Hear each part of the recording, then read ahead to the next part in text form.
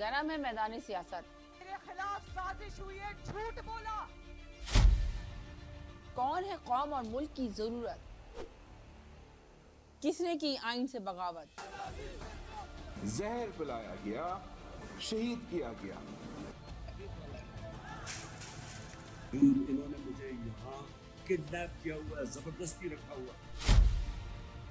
आपका अपना प्रोग्राम तकरार दे रहा है आपको बहस और तकरार करने का मौका। गरीब आदमी सिर्फ यही काम कर रहा है, बच्चे पैदा कर रहा है, बाकी कुछ नहीं कर रहा। जो सिलेक्ट हुए हैं उनको नहीं पता हम सिलेक्ट हो चुके हैं, वो तस्लीम नहीं कर रहे कि हम सिलेक्ट हो चुके हैं। तो आवाम को बेवकूफ तो नहीं बैठाते, वो कह रहे हैं कि वोट को इज्जत दो का बयानिया कहाँ चले जाएगा, दफना देंगे। देखते रहिए तकरार कनाडा से बराह रास्त समीना जबीन के साथ मंडे टू फ्राइडे 9 बजे से 11 बजे तक सिर्फ आवाज एंटरटेनमेंट पर।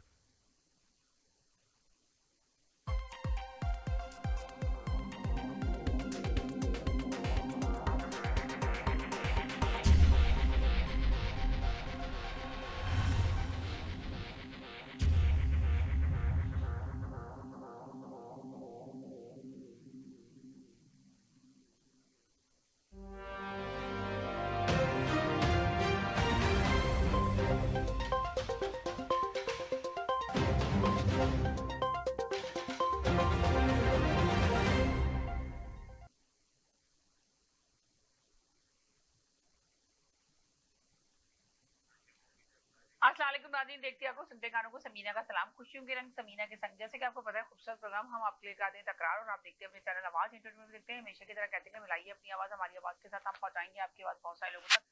यही मकसद है इस चैनल का और यही मकसद है इस प्रोग्राम का। अल्हम्दुलिल्लाह आप लोग की आवाज़ें दूर दूर तक जा भी रही है। इस प्रोग्राम में आने से पहले हमेशा की तरह कहते हैं कि लफ्जों का चुनाव बहुत अच्छे से अदा कीजिए, ऐसे लफ्ज बोलिए जिससे किसी की दिल आजारी ना, उसका खास ख्याल रखिए, अपने टॉपिक पे रहिए, अपनी बात पे रहिए तो ज्यादा बेहतर होगा। आज हम बात करेंगे इंटरनेशनल पे, थोड़ा बात करना चाह रहे हैं जो इंटरनेशनल की खबरें हैं इस पे। अमेरिका किस पड़ले में चल रहा है, एशिया में क्या खेल खेला जा रहा है। जैसे कि आपको पता ही है किस तरह का खेल खेला जा रहा है, अमेरिका का क्या मकासद है, क्या मकसद है, अमेरिका क्या चाह रहा है। और दूसरी तरफ आप ये बात करेंगे ट्रम्प साहब जो हैं इंडिया के साथ भी बहुत ज्यादा खुलूस दिल से हाथ मिलाना चाहते हैं और पाकिस्तान से भी। तो आखिर इंडिया और पाकिस्तान से उनका क्या मकसद है, क्या मकासद हासिल करना चाह रहे हैं। और जिस तरह आपने देखा मिडल ईस्ट में जो जंग हो रही है तो उसमें इनका क्या मकसद है, ट्रम्प का क्या किरदार है। यूक्रेन में भी आपने देखा कि जंग स्टार्ट हो चुकी है, आखिर वो अपना क्या किरदार अदा करेंगे, इसमें हम गुफ्तगू करेंगे। हमारे साथ इरफान भाई, तजिया निगार इरफान साहब मौजूद हैं, और हमारे साथ राकेश तिवारी साहब हिंदी अखबार के जो ऑनर हैं वो भी हमारे साथ मौजूद हैं। तजिया उनसे भी लेंगे, पहले इरफान भाई से लेते हैं, और वसीम भाई भी हमारे साथ मौजूद हैं, उनसे भी बात करते हैं कि उनकी क्या राय है। जिस तरह के हालात अभी देखे जा रहे हैं और बहुत ज्यादा सुनने में आ रहा है कि पूरी दुनिया के खत्ते में कुछ भी हो सकता है, इस तरह के हालात पैदा हो चुके हैं। आखिर ट्रम्प साहब क्या साबित करना चाह रहे हैं, इसमें हम गुफ्तगू करेंगे। पहले तो आपने देखा कि इंडिया के बिल्कुल ही ट्रम्प खिलाफ हो चुके थे, मगर अब दोबारा से थोड़ा बहुत उनका रुझान एकदम बड़ा है। तो उनकी मीडिया ने शोर मचाया कि जी ट्रम्प की दोबारा से उन्होंने दोस्ती निभाने की कोशिश कर रहे हैं और वो मिल चुके हैं, मोदी भी उनके साथ। तो इस पे ही हम गुफ्तगू करेंगे। तो यकीनन हम सबसे पहले लेते हैं इरफान भाई से। इरफान भाई आप बताएं आप क्या कहेंगे इस सिलसिले में आप। जी बहुत शुक्रिया आपका और आपके तमाम पैनल में जो आए लोग हैं उनको भी अस्सलाम वालेकुम, और आपके नाज़रीन को भी। अच्छा, मौजूद गुफ्तगू ये है, मजमून ये है कि एशिया के अंदर क्या खेल खेला जा रहा है। तो खेल तो वही पुराना है, समझिए ना, और वो कंटिन्यूसली वही चल रहा है, कोई नया खेल नहीं है, समझिए ना। ये मुफादात की जंग है पूरी दुनिया के अंदर, अपनी अपनी मफाद की खातिर दुनिया जो गेम खेल खेलती है। अब इंडिया के साथ जो मामला है, जो ताल्लुकात बढ़ाने का, वो ये है करम साहब को कि इंडिया क्योंकि एक इसमें कोई दो राय नहीं है, एक बड़ी मार्केट है दुनिया के अंदर, एक बड़ी पॉपुलेशन वाला कंट्री है, समझिए ना। और वो चाहते ही हैं कि एक तो इस कंट्री को हम अपनी मार्केट के अंदर शामिल करें, ठीक है, और दूसरा ये वो चाहते हैं कि एशिया का जो पलड़ा है ना, वो जैसे चाइना जो है वो पूरा एक हाथी बन के बैठा हुआ है और उसका एक दाग है वहाँ पे पूरे उसमें, क्योंकि चाहे कुछ भी हो, इंडिया कितना भी हो जाए, लेकिन अभी वो चाइना के मुकाबले में इकोनॉमिकली नहीं हुआ।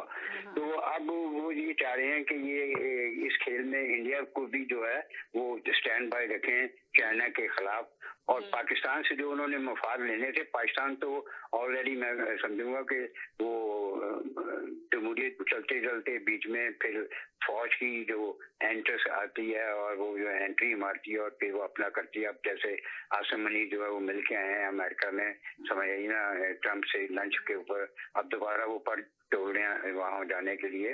तो हमारे पाकिस्तान के अंदर तो मैं ये समझूंगा कि जो जमहूरियत है वो तो इतनी नहीं हुई सही तरह फैली। पाकिस्तान में तो जमहूरियत है ही नहीं ना, समझ लेंगे तो हम अक्सर अपने शो में नहीं, जमहूरियत तो है लेकिन वो बस ऐसी है कि मेकअप सा किया हुआ उसको, समझिए ना जी।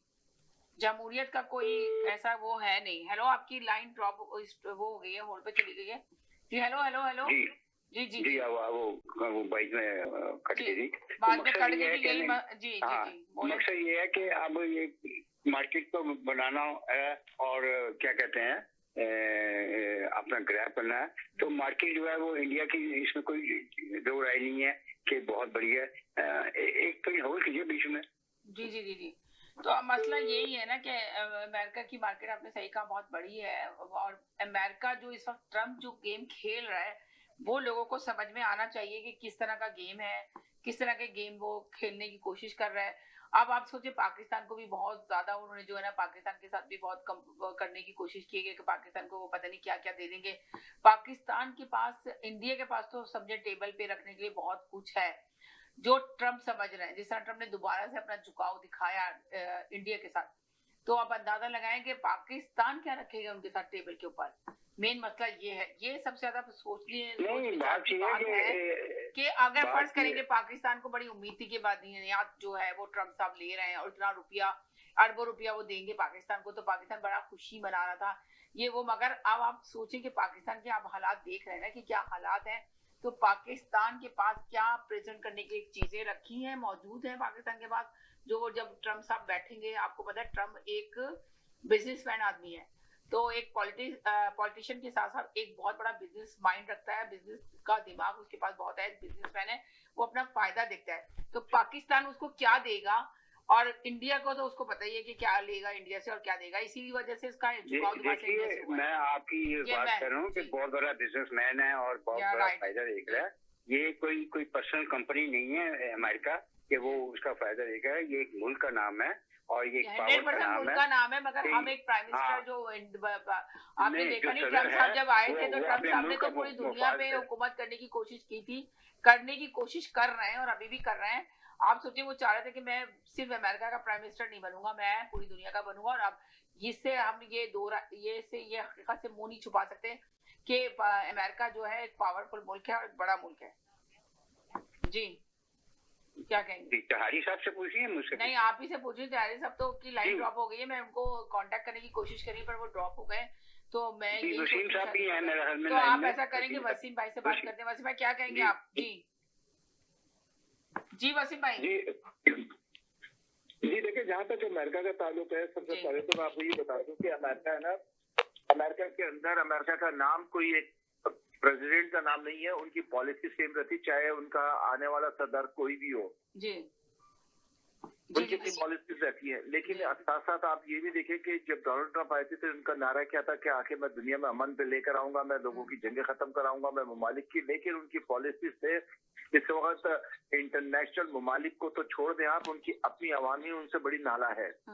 अमेरिका में जिस वक्त की हालात है, जो इकोनॉमिक सिचुएशन है, जो वहाँ पे ग्राउंड लेवल के ऊपर जो चीजें जिस तरह से चल रही हैं और महंगाई का जो आलम है, तो वो इनकी पॉलिसीज इतनी कामयाब होती नजर नहीं आ रही डोनाल्ड ट्रंप साहब की। और जहां तक ये दूसरे ममालिक से अपने आप को कि मुझे रेकमेंड करवा लें कि साहब मुझे नोबेल प्राइज मुझे मिल जाएगा, तो ये भी कहीं ऐसे खातिर ख्वाह कामयाब होते नजर नहीं आ रहे। इन्होंने जो सिलसिला वसीम साहब, बात यह है कि आप कह रहे हैं कि नोबेल प्राइज के लिए कोशिश कर रहे हैं और खातिर ख्वाह कामयाबी नजर नहीं आई, लेकिन आपको पता है कि इस गेम के अंदर जो सबसे बड़ी दुनिया में फीस चलती है ना, वो इजराइल की चलती है। रिकमेंडेशन जो है ना, पूरी दुनिया में जो सिलसिला है ना, वो इनका बैठा हुआ है।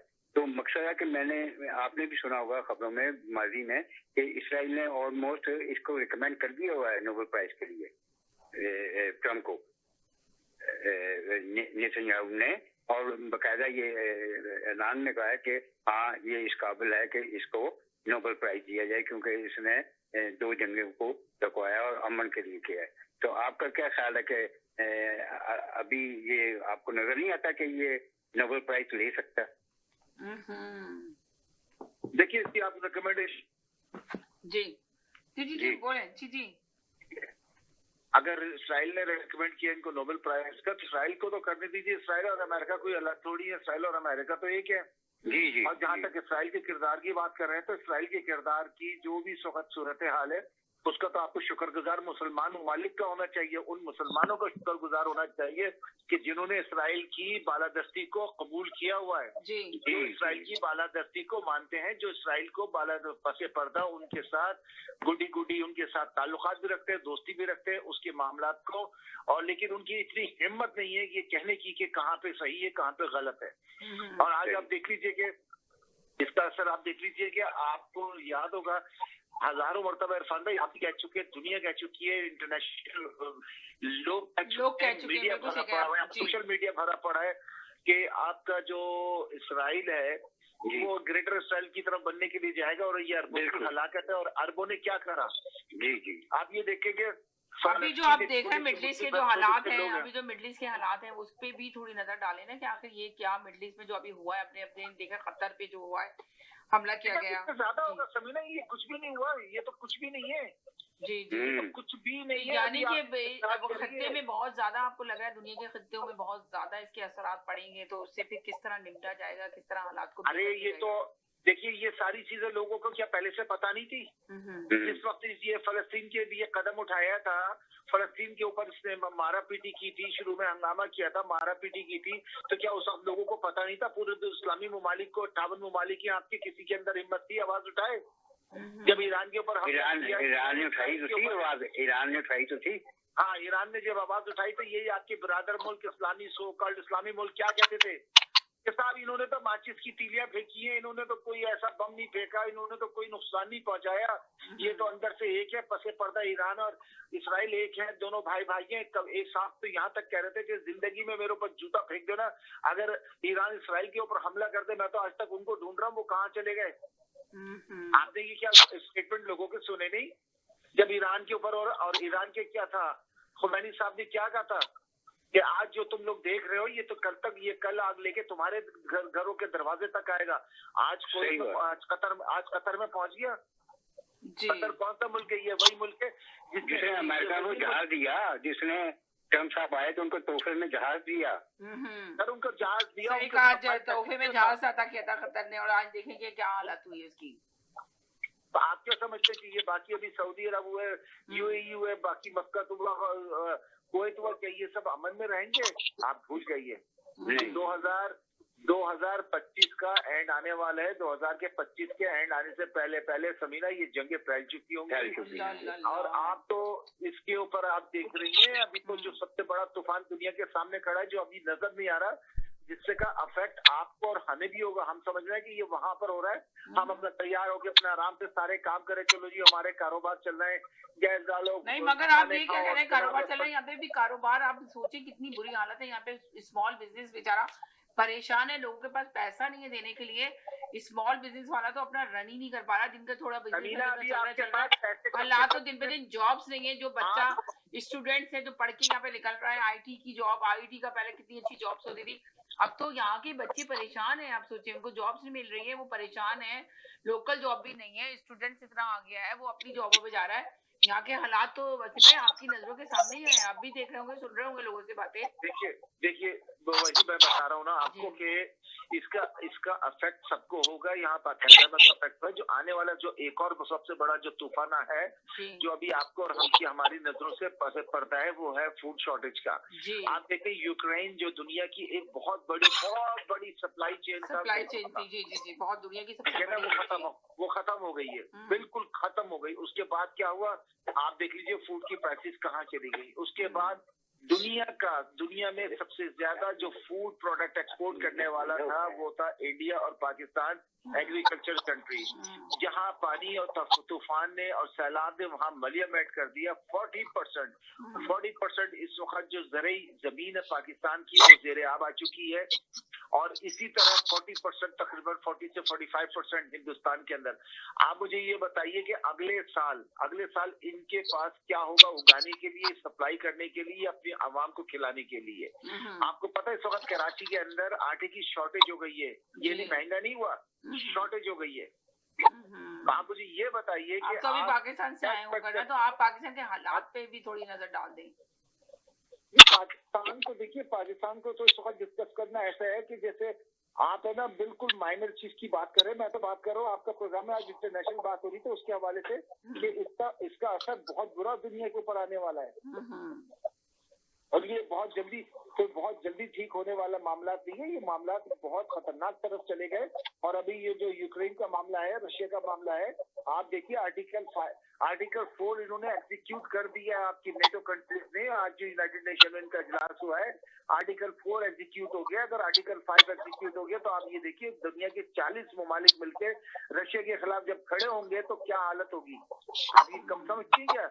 ये जंगों का अगर एक दफा सिलसिला छुड़ के तो, और सारी बात छोड़े, आज जो हिंदुस्तान ने अपनी फौजों को अलर्ट होने के कहा है कि हम अपना ऑपरेशन सिंदूर रिज्यूम कर रहे हैं। आप ये भी तो देखें ना, हिंदुस्तान तो फिर तैयार बैठा पाकिस्तान के साथ जंग करने के लिए। इत्तेहादी साहब आ गए? नहीं, वो बिजी है, वो उनकी लाइन नहीं मिल रही है किसी सूरत भी। जी आपने बिल्कुल सही कहा कि है ना, काफी तैयार बैठा हुआ है, मगर अब ये हालात को की नजर में जाना है। मेरे साथ और भी कॉलर है, मैं लेना चाहती हूँ। जी सैयद साहब क्या कहेंगे आप सर?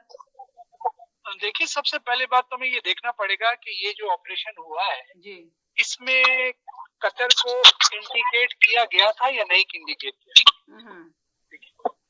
क्योंकि ये अरब लोग जो है ना ये चलते हैं अमेरिका के इशारे में, ठीक है। इजराइल कभी भी स्टेप नहीं लेगा जब तक अमेरिका की ग्रीन लाइट नहीं मिली होगी।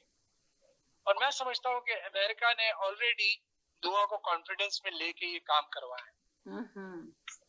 ये दोहा इसमें इन्वॉल्व है, क्योंकि अभी दोहा के पास तकरीबन 4-5 जो अरब ममालिक के लोग हैं वो पहुंच चुके हैं, और दोहा ने ये कहा है कि हम सोच के बताएंगे कि हम इस केस को किस तरह पुट अप करें इंटरनेशनल। जी मुझे ये बताइए, इंटरनेशनली आप इजराइल का क्या कर सकते? उसने तकरीबन 2 लाख आदमी मार दिया, आपने क्या कर दिया? सबसे बड़ी बात यह है कि आपने क्या कर दिया? कुछ भी नहीं कर दिया। इजराइल को अगर किसी ने इस स्थिति में जवाब दिया है और कोई एग्रेशन दिखाई तो वो है ईरान। और इजराइल का एक ही हाल है कि इसके खिलाफ आप यूनाइटेड होकर इसके खिलाफ वॉर करें, वरना ये दीमक की तरह पूरे इस खत्ते को खा जाएगा, दीमक की तरह। और उसके बैक में अमेरिका खड़ा है। देखिए, जब ईरान ने अटैक शुरू किया था तो अमेरिका ने अपना हाथ उठा लिया था इजराइल से और कहा था कि तुमने मेरे बोलने पर या मुझे बता के नहीं वॉर स्टार्ट की। इसी तरीके से अगर मुसलमान यूनिटी करके इजराइल को इंगेज करें तो फिर नहीं सकता कि इजराइल को ग्रेटर इजराइल बना सकेगा या नॉन ग्रेटर वो बना सके। लेकिन इंटरसेप्ट करना बहुत जरूरी है। जब तक आप उससे इंटरसेप्ट नहीं करेंगे, इंगेज नहीं करेंगे, वो बिल्कुल अपने आप को शेर समझेगा और एक पहलवान की तरह इस इलाके में रहेगा। अभी हम मुसलमान का टाइम आ चुका है कि उनके साथ बैठ के सारे मुस्लिम कंट्री बोलें कि भाई आप हमें बैठ के हमें इजराइल को जवाब देना है। सवाल ही नहीं पैदा होता कि अमेरिका बीच में आ जाए, क्योंकि अमेरिका को भी अपनी इकोनॉमी चलानी है अरब ममालिक के साथ। तमाम अरब ममालिक जो है वो इस वक्त इकट्ठे होकर एक दफा अमेरिका को बोले कि आप प्लीज थोड़ा सा साइड हो जाइए, हमें अपना इंगेज करने दीजिए, तो ये आप हमारे घरों तक आ रहे हैं।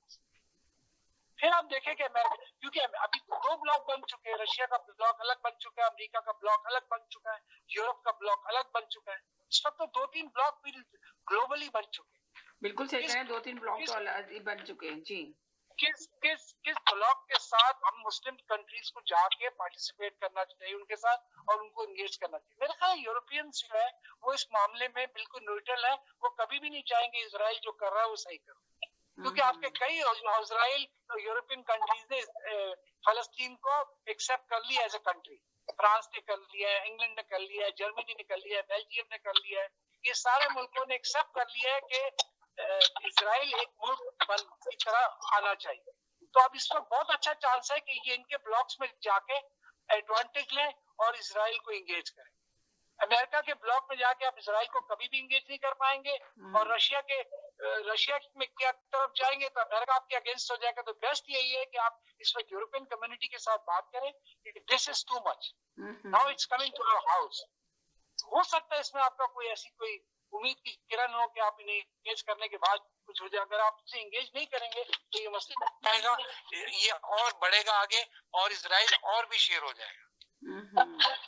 यानी कि आप कह रहे हैं और आगे बढ़ेगा। जी इरफान भाई इस बात से एग्री करिए। महमूद भाई आप क्या कहेंगे सर? जी महमूद भाई। जी मैं सुन रहा हूँ इनको, जरा शुरू। जी इरफान भाई बोलिए, आप क्या कहेंगे सर? मैं बताता हूँ इरफान भाई। मैं तो हेलो इरफान भाई, आप मेरे साथ ही है ना? जी मैं ये कह रहा हूँ ये अभी जो बरसात है ना इंटरनेशनल, ये बहुत फैल चुकी है।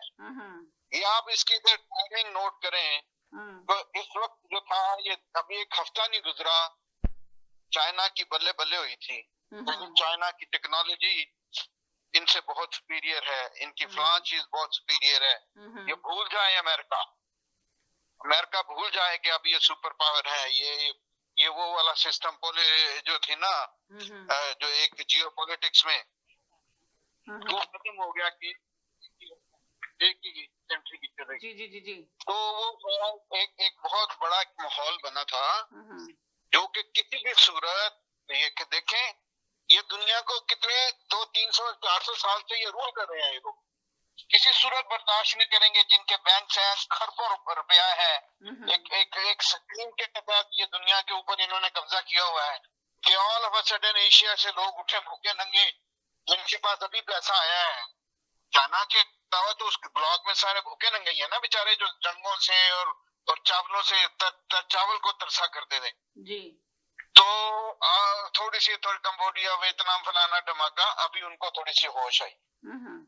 अब ये बेस्ट मौका है अमेरिका के लिए।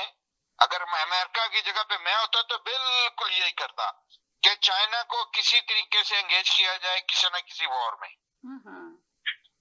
हाँ बिल्कुल, बहुत अच्छा होगा कि उसको किसी तरीके से उसको एंगेज कर लें और उसके बाद उसकी तरक्की के ऊपर बिल्कुल 100% ब्रेक लग जाएगी। महमूद भाई हमारे साथ है ना, बांग्लादेश से भी एक कॉलर ने हमें ज्वाइन किया है, जरा उनसे भी बात कर लेंगे। इनकी कॉल आई है, ये बहुत बांग्लादेश के जो हालात है। कॉलर की बात जरूरी है। नहीं, आपकी बात भी बहुत जरूरी है। इन्होंने बांग्लादेश से अभी मैं क्या बात कर रहा हूँ, ये फजूल बात कर रहा हूँ। नहीं, आप फजूल बात नहीं कर रहे हैं, ये मैं बता रही हूँ कि उनसे आप सवाल पूछ लें। बेचारे परेशान हाल में उन्होंने फोन किया आपको। जी उन्होंने आपको बहुत परेशान। हेलो अस्सलाम वालेकुम।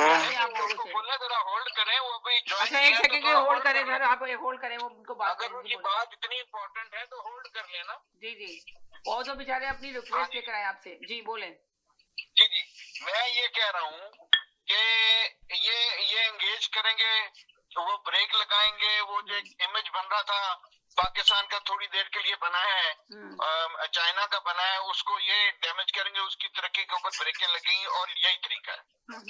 अब जहां तक रहा सवाल आपका कि भाई पाकिस्तान में और इंडिया में ये जंग हो सकती है, तो 100% हो सकती है, क्योंकि वो अभी तक अपने जख्म चाट रहे हैं और उनको किसी सूरत ये एक्सेप्ट नहीं है, कभी भी कबूल नहीं है। क्योंकि कभी नहीं हो सकता कि वो अपने आप को अभी मैं एक बंदा क्या है वो कहता है जी मैं दुनिया का लीडर बन चुका हूँ, मैं ऑलरेडी 2045 में 2030 में हमारी इकोनॉमी पूरे यूरोप से ज्यादा बड़ी होगी। तो ऑल ऑफ अ सडन आप कहेंगे यार ये तो सारा झूठ था, तो ये तो उनको एक्सेप्ट नहीं है। तो उसको वो रिकॉर्ड सही करेंगे। पाकिस्तान को कभी ये इमेज उसका इतना ये बनने देंगे। अब ये चाइना मुसीबत में फंसेगा मेरे हिसाब से। तो ये यानी कि अभी क्या है, चाइना फंसेगा आपके यहाँ से, चाइना फंसेगा। का ताल्लुक है अमेरिका, जहाँ तक इसराइल का ताल्लुक है, उसने क्या गलत किया ये समीना? क्या दलील है कि चाइना फंसेगा? बगैर दलील के बात करना, कोई चाइना कोई बच्चा है?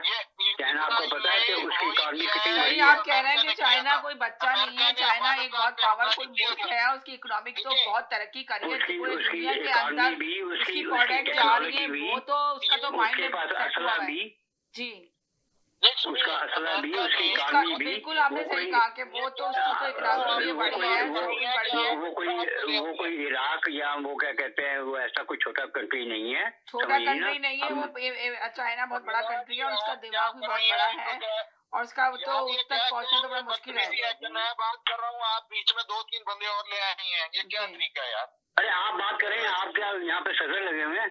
बात तो करने गए ना, आप थोड़ी देर मुंह को थोड़ा सबर कर रहे हैं। आप बोलते जाएंगे ऐसे ही तो हम सुनते हैं। बांग्लादेश से एक बंदा है जो बेचारा बहुत मजबूर है, जिसको हेल्प की जरूरत है, वो हमेशा शो में आता है बांग्लादेश से। अभी तो नेपाल में भी जंग छोड़ गई है, तो मैं चाह रही हूँ उस बांग्लादेश के बंदे को, मैंने बहुत दफा एयर किया अपने साथ, मगर हमेशा तकरार में वो बेचारे कॉल करते हैं और हमेशा मैसेज भी करते हैं, वो समझते हैं कि शायद हम उनकी आवाज नहीं पहुंचा रहे हैं। तो मैं चाहती हूँ कि इस शो के जरिए बांग्लादेश, आप सोचें एक बंदा सुबह उठ के हमेशा शो में आता है, मगर मैं उसको मैं एयर नहीं कर पाती हूँ, तो मैं चाह रही हूँ कि मैं उसको एयर कर लूँ, ज्यादा बेहतर है कि हमारे मेहमान है, हमारे मेहमान है, उनकी मजबूरी है। अगर हमें मीडिया में ये टाइम दिया है, मीडिया का हम हक अदा कर दें, हम उनकी आवाज बता दें। जी सर बोले, आप बड़े परेशान हाल है, बहुत बार फोन करते हैं, बहुत बार मैसेज करते हैं, मैं इनका मैसेज ऑलरेडी अपने शो में बोल देती हूँ कि बहुत परेशान है, इनकी हेल्प की जरूरत है, और अब तो नेपाल में भी जंग छोड़ चुकी है। जी सर बोले। जी वालेकुम सलाम जी। पाकिस्तान जिंदाबाद। हमारा बाप दादाओं ने पाकिस्तान को बोला जिंदाबाद, आधा रोटी खाएंगे पाकिस्तान जाएंगे। पाकिस्तान तो ले जाके सब कब्रिस्तान चल गया। अभी हम लोग दादा मर गया, दादी मर गए, बाप मर गया। हमरा हार्ट का बीमारी है, हार्ट में ब्लॉक है, कोलेस्ट्रॉल है। अभी मेरा बच्चा बेटी है, मेरा कोई काम करने नहीं सकते, मगर हम पाकिस्तान से बहुत ज्यादा मोहब्बत करते हैं। अगर खुदा चाहा तो एक दिन पाकिस्तान जरूर जाएंगे, और जो मर गई है तो कोई बात नहीं है, मगर हमरा बोलने का मतलब है हम लोग पाकिस्तान के लिए 1947 में पाकिस्तान बनाने का साथ दिए, 1971 में पाकिस्तान के लिए कुर्बानी दिए। क्या आप लोग हमें भूल गए? आप लोग हमें भूल गए? क्या जवाब दीजिएगा, बोलिए। हम लोगों को अगर कुछ नहीं सके तो डोनेशन भी करें, थोड़ा पैसा दे। हम लोग का घर में राशन नहीं है, राशन नहीं है, बच्चा लोग भूखा रहता है, थोड़ा सा मदद करें। इंतजार कर रहे हैं, पूछिए आप कुछ जवाब कि किस तरह जिंदगी गुजार रहे हैं, इनसे सवाल कर सकते हैं इरफान भाई आप। जी मेरे भाई, आप जो कह रहे हैं इसमें कोई शक नहीं है, लेकिन मामला ये है मेरे भाई कि हमारे जो देश हैं, हमारे जो मुल्क हैं, चाहे वो इंडिया हो, पाकिस्तान हो, बांग्लादेश हो, वाले भाई हैं, इनसे ये पूछे कि इन्होंने वोट किसको दिया था? इन्होंने नजीब को वोट दिया था या जुल्फकार अली भुट्टो को वोट दिया? तो नजीब भी तो पाकिस्तानी था उस वक्त, बांग्लादेश बन गया था जब वोट दिया था, जब बांग्लादेश बन चुका था, जब नजीब को वोट दिया था।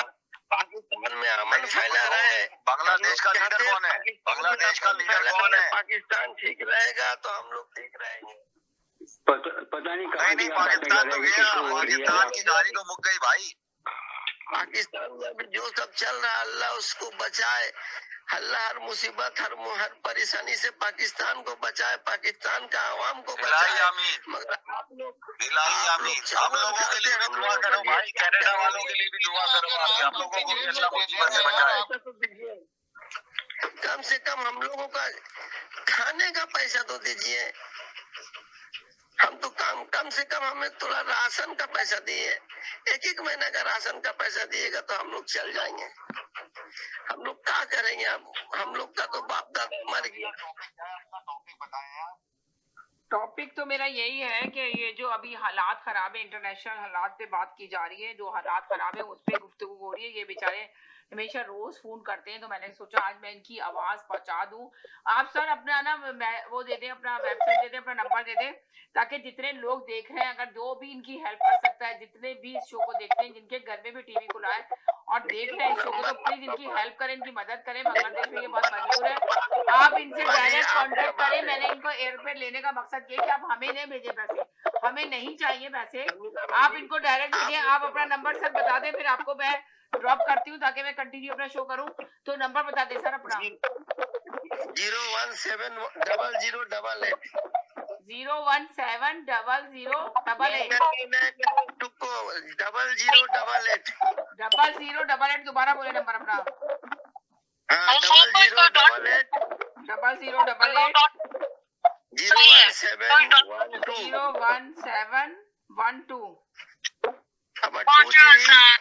23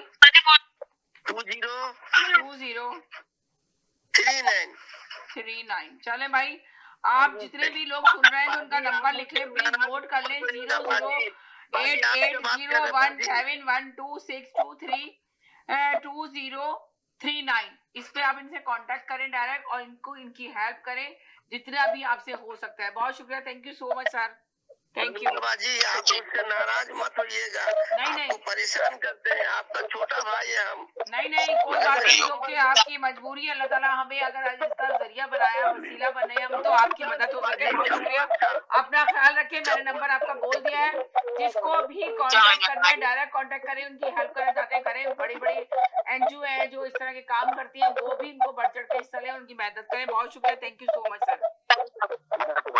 जी अब बोले साजिद भाई, जो इस समय आप बात कर रहे हैं, साजिद भाई आप बोल रहे हैं, अपना मैसेज दे रहे हैं। मैं समीना अपना पहले आप उनसे ले लें, महमूद भाई की बात नहीं कंप्लीट हो पाई थी, अगर महमूद भाई कहना चाह रहे हैं तो उनका ले लें, फिर मैं बात कर लूं। महमूद भाई की तो बात कंप्लीट हो चुकी है, और कंप्लीट कितनी बात करेंगे, वो कर ली कंप्लीट बात। मैंने तो की नहीं, आपके छोटे भाई आ गए थे वो बांग्लादेश से, तो फिर वो खत्म हो गई। वो कह रही आप मेरी बड़ी बहन। अभी काफी बात हो गई, महमूद भाई के जो मौकूफ था वो हो गया, उन्होंने कहा चाइना बहुत पावरफुल मुल्क है, ये वो तो बस हो गया उनका बहुत ज्यादा। जी बिल्कुल नहीं लिया आपने जी, आप बता दें साथ में, जल्दी दिन टाइम नहीं है मेरे पास, बहुत कम टाइम है, सिर्फ 5 मिनट है मेरे पास शो को खत्म करने। आपने जन्नत कमाई। जी मैं ये कहना चाहूंगा समीना कि जो आप बात कर रही हैं कि इस वक्त पूरी दुनिया के हालात खराब है, देखिए ग्रेटर इसराइल बनने का आज इसराइल का बयान उठा के देख लें, उन्होंने कहा कि जिस मुल्क ने हमें तस्लीम नहीं किया हम उस पर ऐसे ही हमले करते रहे। ठीक है, तो ये सारी बातें जो हैं, इससे ये साफ जाहिर होता है कि आप देखें इंडिया ने तो उनको पहले ही तस्लीम कर लिया है। इंडिया, हम बात कर रहे हैं मुस्लिम ममालिक की, तो उसमें पाकिस्तान का, और आपके शो में हमेशा मैं आके यही बोलता हूँ कि ये पाकिस्तान भी इनको तस्लीम करेगा और हर सूरत तस्लीम करेगा, क्योंकि इनके आप ये कह रहे हैं कि इसराइल को हर सूरत तस्लीम करना पड़ेगा। बिल्कुल, हर सूरत इनको तस्लीम करना पड़ेगा, क्योंकि इनके पास इसके अलावा कोई चारा नहीं है। जहाँ तक आप चाइना की बात करती हैं, देखें चाइना जो है वो इनके साथ, जो आप कह रहे हैं ना, अभी बातें हो रही हैं कि पाकिस्तान के बड़े अच्छे ताल्लुकात चाइना से हो गए, सभी ना, ऐसा कुछ भी नहीं है। ये सिर्फ एक अमेरिका का जब इनको डंडा नजर आएगा, और ये अमेरिका का साथ इनको हर हालत में देना होगा। जब से पाकिस्तान बना है, या आप 70 चले उस वक्त से बात नहीं करें, आप 75 साल की नहीं, आप 70 या 65 साल की बात करें, अमेरिका ही पाकिस्तान की हुकूमतों को चला रहा होता है, क्योंकि अमेरिकन CIA के हाथ में इस वक्त आपकी पाकिस्तान की हुकूमत है, जो वो सब कुछ कर रही है, रिजीम चेंज वगैरह, ये सब ये इसी तरीके से हो रहा है। तो मगर उसमें समीना ये है कि हम ये बातें, मैं कोई सियासी टॉपिक पे मैं नहीं कहना चाहूंगा कि इमरान खान को कि ये जी यहूदी एजेंट था, फला एजेंट था, ये सारा एक ड्रामा रचाया, एक बहुत पुरानी फिल्म, एक कहानी बनाई जा रही थी, और इसका आने वाला वक्त आपको ये बता देगा कि यही सलूट कर रहे होंगे आपके चीफ ऑफ आर्मी, यही आपके वजीर आजम नेतन्याहू को सलूट कर रहे होंगे कि लोग जो मर गए वो मर गए। ये बात तो, अब आप इस बात को, चैप्टर को क्लोज कर देंगे, जो गाजा में हुआ बहुत गलत हुआ, मगर इन दलील बगैरत हुक्मरानों के लिए पैसे से बढ़ के कोई चीज नहीं है। इन्होंने मादनियात का सौदा कर दिया अमेरिका के हाथों। क्या हम ये वो मादनियात खुद यूज नहीं कर सकते थे? क्या हम वो खुद नहीं बेच सकते थे दूसरे ममालिक को? इन्होंने क्यों अमेरिका से सौदा किया? हम तो सिर्फ इस बात पे बगले बजा रहे होते हैं कि जी हमारे अमेरिका से ताल्लुकात बेहतर हो गए।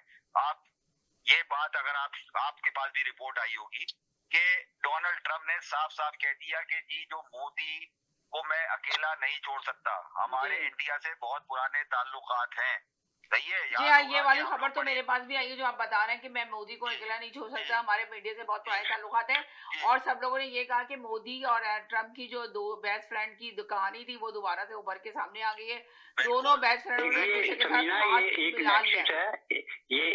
है, ये एक नेक्सस बना हुआ है, अमेरिका, इजराइल, इंडिया, ठीक है, ये एक नेक्सस है। और जो ये बयान दे रहे हैं ट्रम्प के हम इंडिया को नहीं छोड़ सकते, इसके से पुष्ट जो है वो आपके इसराइल है, उसने प्रेशर डाला है ट्रम्प पे कि ये जो इंडिया के साथ तुम ताल्लुका को बिगाड़ना चाह रहे हो, बिगाड़ना गलत बात है। इसराइल का बैक पे हाथ है, इसराइल ने उनके ऊपर कहा गया है, तो जिसकी वजह प्रेशर से डाला है ट्रम्प और को ये इंडिया कहना को, पड़ा। जी हाँ कि ट्रम्प को प्रेशर डाला है। और कि इंडिया जो है ना माजी में भी ये इसराइल का इत्तेहादी रहा है, क्योंकि ये इन दोनों के जो मकासद हैं ज़हनी तौर पर और सियासी तौर पर वो एक ही हैं, समझिए ना, और वो हैं मुसलमान। और इंडिया ने अंदर खाने इनसे मुआहदा किया हुआ है इसराइल से कि वो जो ग्रेटर इसराइल बनाना चाह रहे हैं ना, ये जो अभी साजिद साहब ने बात की है बिल्कुल हकीकत है, वो उसमें उनको ऐसे लोगों की जरूरत है कि जो चारों तरफ से घेरा डाल सकें। तो इंडिया जो एक ऐसे बहाने पे बैठा हुआ है, क्योंकि उनको ये भी खर्चा है कि अगर चाइना ने भी सर उठाया यहाँ से तो कोई ना कोई तो इनकाउंटर होना चाहिए ना इनके खिलाफ। तो समझ आइए कि बात ये है कि इंडिया जो है वो एक्चुअली बेहतरीन दोस्त और साथी है इसराइल का, और इसराइल जो है वो अमेरिका का दोस्त और साथी है। तो ये एक नेक्सस है जो कि चल रहा है, और हमारे जो जिला माशाल्लाह हुक्मरान है और हमारी जो स्टैब्लिशमेंट में फौज है, स्पेशली जिसने तबाह किया जर्नैलों ने, फौज ने नहीं, सॉरी मैं माफी चाहता हूँ, जर्नैलों ने अपनी लालच में आके इस मुल्क को तबाह किया है, वो अभी तक यहाँ होश के नाखून ले, समझिए ना, वो अभी तक वही आंखें बंद करके बैठे हैं, बिल्ली को देखे कबूतरी ने जैसे आंखें बंद कर दी, वो समझते हैं कि ये बच जाएंगे, लेकिन ये पता नहीं है कि आपकी आंखें बंद करने से बिल्ली आपको हड़प भी कर सकती है। बात आप सही कह रहे हैं कि ये जो है ना वाकई सही बात है। अचानक कैसे है ना ट्रम्प साहब ने जो है ना अपना राय चेंज की, इसलिए कि उनको यकीनन ये मैसेज दिया गया उनपे इसराइल ने ही वो डाला होगा, जिसमें फौरन जो है ना कहा कि जी मोदी और है ना हमारे इंडिया से बहुत अच्छे ताल्लुकात हैं और मोदी से हमारी बहुत अच्छी दोस्ती रही है, माजी के अंदर हम एक दूसरे के साथ फ्रेंड्स की तरह चले। यही तो अचानक ये हो गया था, आपने भी देखा था कि जब मोदी साहब को अमेरिका बुलाया गया तो उनके लिए रेड कार्पेट बिछाया गया, फिर उसके बाद एकदम ही मोदी के खिलाफ हो गए और सबसे ज्यादा टैरिफ उन्होंने इंडिया पे ही लगाया। तो आपको क्या लगता है ये दोस्ती का हाथ बड़ा है, किसी के भी दबाव से, किसी के भी प्रेशर से इनका जो हाथ बढ़ाया गया है? तो आपको लगता है कि जो टैरिफ इतना ज्यादा इंडिया पे लगाया गया है तो उसको कम कर देंगे, बड़ा मशहूर मुहावरा है, कम कर देंगे ट्रम्प साहब, या नहीं टैरिफ वैसे ही बरकरार रहेगा? एक बड़ा मशहूर मुहावरा है, हाथी के दांत दिखाने के और खाने के और, राइट, ठीक है। तो यानी कि आप ये कह रहे हैं कि अमेरिका के दांत दिखाने के और है और खाने के और है। उन्होंने इससे ये चीजें जाहिर की है, प्रेशर में आगे किसी के बात की है, मगर जो उनके अंदर कहानी चल रही है वो वही है कि वो जो 50% टैरिफ लगाया गया है इंडिया के ऊपर, जैसे आप यहाँ आप इसको प्रेशर कर लीजिए या ये कह लीजिए जो CIA की पॉलिसी है, ठीक है, वो तो चलती ही इजराइल के मनूने मिन्नत है, समझेगी ना। जी जी तो जी, अगर आपने यही कह देंगे ना मनूने मन्नत है, आपने कहा कि उनके प्रेशर से वो चलती है, तो मगर आप ये कहना चाहिए कि जो इंडिया के अंदर हालात हैं, जो हम बात करते हैं, हम पाकिस्तान की तो बात करते हैं कि पाकिस्तान के हालात बहुत खराब है, मगर इंडिया के भी सेम ऐसे ही हालात हैं जिसमें उनका मीडिया भी शोर मचा रहा है कि उनके भी स्मॉल बिजनेस बंद हो चुके हैं और वहां पे भी फाकों पे नौबत आ चुकी है और मोदी के ऊपर बहुत ज्यादा लोग उंगलियां उठा रहे हैं। आप देखें बिहार के जो इलेक्शन है उसमें अब क्या होने वाला है, क्या नहीं होने वाला। अब यही कहेंगे कि ट्रम्प साहब ने जो अभी दोस्ती का हाथ बढ़ाया है तो इसमें ट्रम्प साहब का क्या मकसद है, क्या दिखाना चाहते हैं, क्या नहीं करना चाहते। अब इस शो का टाइम ऑलमोस्ट खत्म हो चुका है। बस मैं यही कहूंगी कि आप लोग जो है जरूर अपने कमेंट्स में लिखें और जरूर मैसेज में लिखें कि आखिर ट्रम्प साहब क्या चाहते हैं, उनका मकसद क्या है, पाकिस्तान से क्या अचीव करना चाहते हैं और इंडिया से क्या अचीव करना चाहते हैं, क्या मकासद है उनके अंदर खाने, उनके जहन में क्या कहानी चल रही है। तो ये आप लोग जरूर बताइएगा, हमें बताइएगा कि आखिर क्या है, क्या स्टोरी है जो इतना बढ़ चढ़ के इंडिया का साथ दे रहे हैं और सपोर्ट कर रहे हैं, दोबारा से उन्होंने दोस्ती का हाथ बढ़ाया है, तो किसके कहने पर, किसके प्रेशर में आके बढ़ाया है। अपना ख्याल रखें, बस इस शो से इजाजत चाहते हैं। तमाम लोग का शुक्रिया अदा करते हैं जो हमारे शो में शामिल थे। खुश रहें, मुस्कुराते रहें, जिंदगी बहुत खूबसूरत है। अपना ख्याल रखें, दुआ में याद रखें, जिंदगी रही इंशाल्लाह। नेक्स्ट प्रोग्राम में फिर मुलाकात होगी, जब तक के लिए इजाजत चाहते हैं। अल्लाह हाफिज।